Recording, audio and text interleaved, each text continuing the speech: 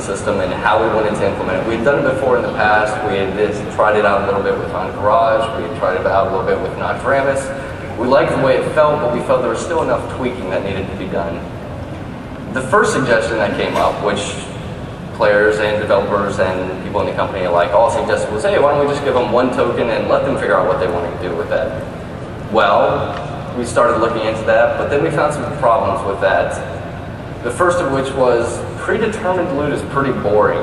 Part of the excitement of killing a big NPC or a big raid boss for the first time is going, oh, what did he drop? What's the loot? Yay, link it in chat. If you always knew what you were going to get, it kind of took a little bit of that excitement away. But another problem it caused was that some people would just never feel like they were going to be able to get you loot. Whether you're the rogue or the hunter or the druid, whatever the case may be, some people would feel like, wow, so after our 8 warriors and 4 priests and 4 shamans all get their loot, maybe one day I'll get a piece of it on my own.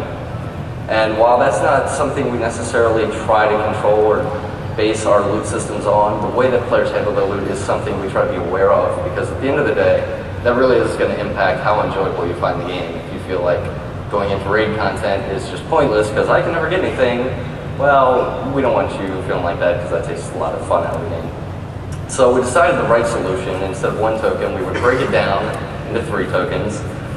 Keep a little bit of the random aspect, so you still had that bit of excitement every time you went to kill a boss, but you had enough control over the token system and over what you got to decide, well, okay, we need more tanks geared, or we need more healers, or we need more DPSers to have their tokens, which led to the 3 token system that we're using currently with the Burning Crusade. While the class composition of the tokens has seen a little bit of tweaking along the way, and we're still entertaining the ideas of maybe changing those matchups a little bit more, we feel a lot has improved since prior to Burning Crusade with the way that we distribute that. Another thing that the token system allowed us to address was the fact that different classes could actually do different things. We didn't want the word hybrid to become synonymous with healer. Just because you're a druid doesn't mean you need to stay with back capacity. We felt that we have all these different roles, and the class team went to great lengths with Burning Crusade to try and make these different roles viable. Well, let's see what we can do about providing them with itemization so that they feel like they can actually go play their chosen play style. Just because you're a warrior or a druid doesn't mean you're necessarily the main tank or the primary healer of your guild. You could run up there with your Fury spec, or maybe you're a feral druid or not a Moonkin druid, and you actually want to kill things. So one of the other things that switching into these multiple token sets allowed us to do was basically create set bonuses that in the past we had tried to stay away from. While it's not fair to assume that every warrior has Mortal Strike or Bloodlust or Bloodthirst, it is fair to assume that if you're picking up a DPS set of warrior gear or a melee set for your druid, you're probably the guy who has Mortal Strike or Bloodthirst or Mangle.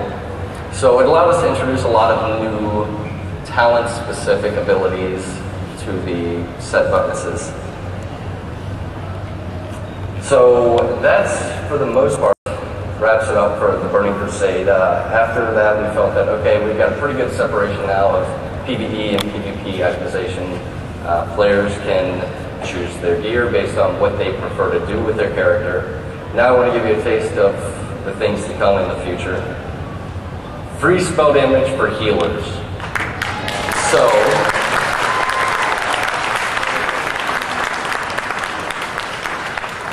this is one that's irked me kind of for a while, and well, I never necessarily experienced it firsthand because I've been playing a warlock for a while.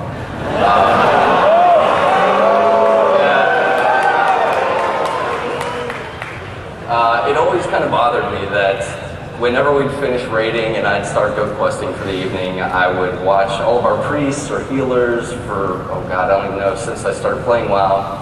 They would go log on their rogue with their terrible gear and just be like, hey, you know, I just can't do anything when I'm out soloing. It takes me 5 minutes to kill a mob that you kill in 20 seconds. So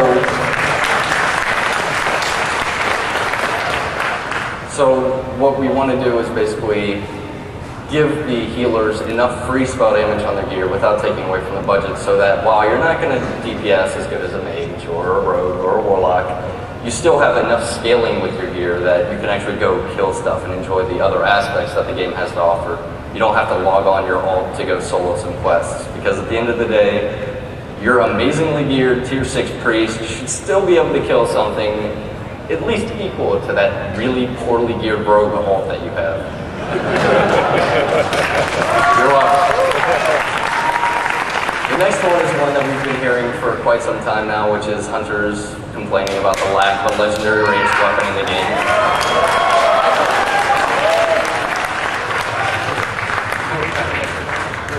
So, in the next raid zone to follow Zul'Aman, we'll be introducing a new legendary ranged weapon, and while the details aren't quite fleshed out yet, we know it's something we want to do this. We've given everybody else their day in the sun. They've all had their big toys. Let's give the hunters some love next.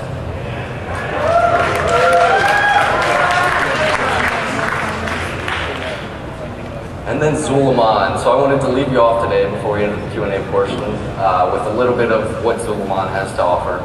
Unfortunately, it's only going to show you some cool melee toys because their stuff looks amazing and the art team is still wrapping up all the other stuff for me.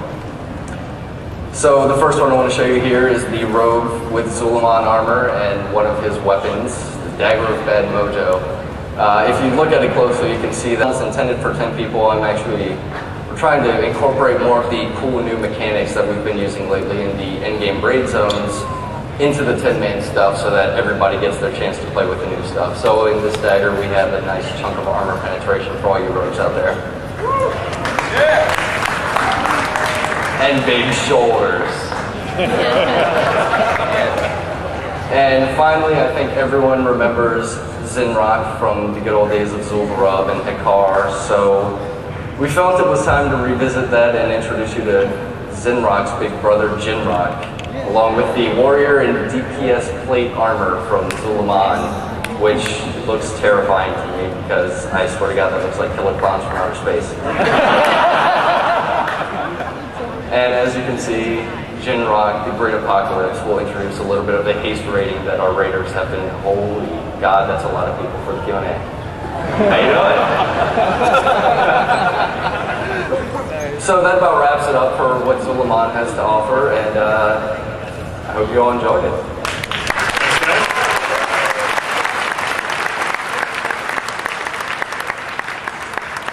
Okay, first question.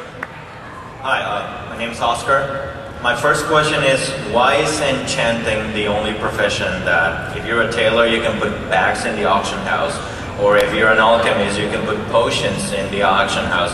But if I'm enchanting, I need to sit down in Orgrimmar spamming people, looking to enchant, blah, blah, blah.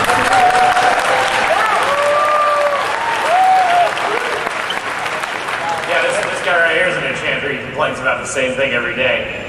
It was originally designed with just more of a player interaction element in there. It didn't really work out quite as well as we want. We do like the interaction there. We might keep it on some of the stronger enchants, but we have been talking about going to a item-based enchanting system. So you can sell your PlayStation Spirit or whatever. I was like going online looking for new engineering recipes, and I found a portable mailbox. But I looked a bit deeper into it and I found that you took it out of the game after beta.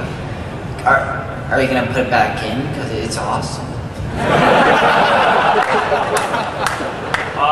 We might put it back in. It was pulled at the last minute because it was a little prone to some exploits. So if we can get all that cleaned up and we feel like it's a good fit, I think it's a really cool engineering item.